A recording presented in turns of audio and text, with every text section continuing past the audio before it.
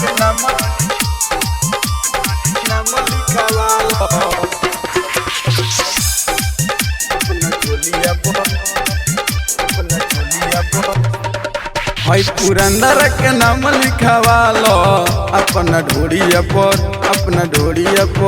भाई पिपरिया के नाम लिखवालो अपना चोलिया पर तोरा छाती के गजब गोलाई देखी भलाई में मार हो जाई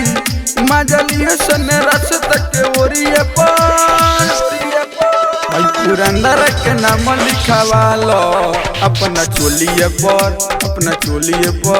ऐसी के नाम लिखवालो अपना चोलिया पर ऐसी के नाम लिखवालो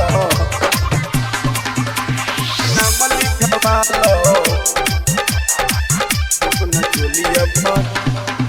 तोरे कमर बटे चाकर नहीं ओढ़ल के आचर लागे कावन के चोली तोरा बहुदावरे जब मारे समाई लागे गजबे गोराई जब चले ले हिरनी के चाल रे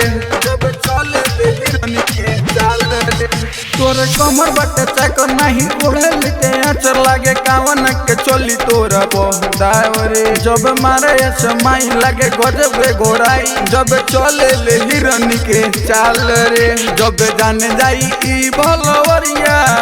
धके काटली तो हर गलिया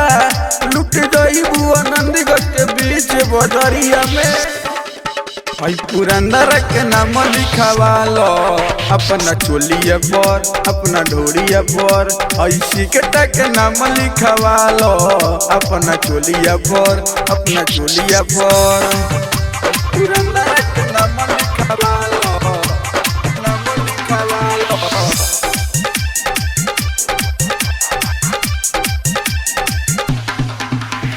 गाँव हमारे दिहे गरमी उतार काहे करेली ऐसे तू खेल रे आज बचे नहीं पैबू सुन ये गोरी अखिलेश से न कर तू झमेल रे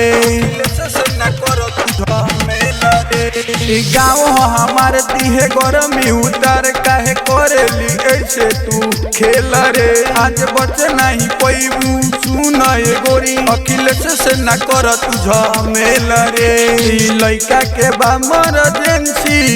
दुनु हाथे पकड़ करेंसी चले होने सुत तनी दरिया पर भाई पुरंदर के नाम लिखवालो अपना ढोड़िया पर भाई पिपरिया के नाम लिखवालो अपना चोलिया पर presented by Kranti Recording Studio, Bhelai Bazar।